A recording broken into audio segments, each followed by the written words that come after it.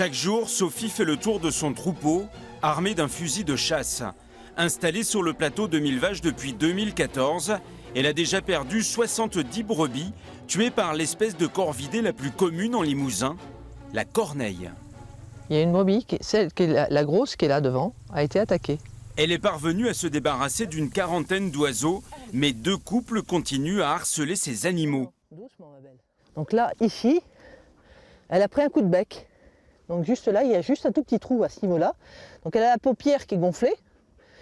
Et ça prête pas à conséquence parce qu'elle n'a pas réussi à choper l'œil. Les corneilles ont pris l'habitude de tuer les brebis en leur crevant les yeux depuis la fermeture d'une décharge à ciel ouvert avant l'installation de Sophie.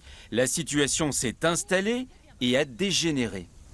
Elle se pose en général sur la cime des arbres, quand il y a des brebis qui sont couchées en dessous.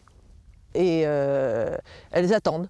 S'il y en a une qui bascule, qui se met de côté, toute seule, ou s'il y en a une qui se met sur le dos, et ben, c'est sur celle-là où elles vont commencer un petit peu à tourner autour comme si de rien n'était.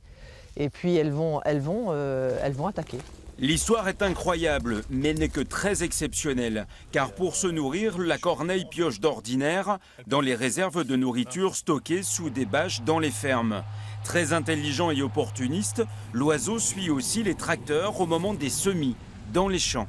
Dès que le tracteur est en travail et qu'il y a un semoir, ils viennent voir et toutes les graines qui vont être sur le sol vont être mangées ils vont piocher. Alors en particulier pour le maïs où ils vont chercher la graine et si elle est trop profonde, ils vont attendre que le germe monte et tirer sur le pied de maïs poussant et pour pouvoir manger la graine. Voilà. Les agriculteurs savent bien qu'ils doivent accepter quelques pertes naturelles. Quand ça va trop loin, la Société pour l'étude et la protection des oiseaux en Limousin propose des médiations faune sauvage. C'est des oiseaux intelligents. Ils ont vu qu'il y avait une ressource. Les autres corneilles du secteur sont venus faire la même chose.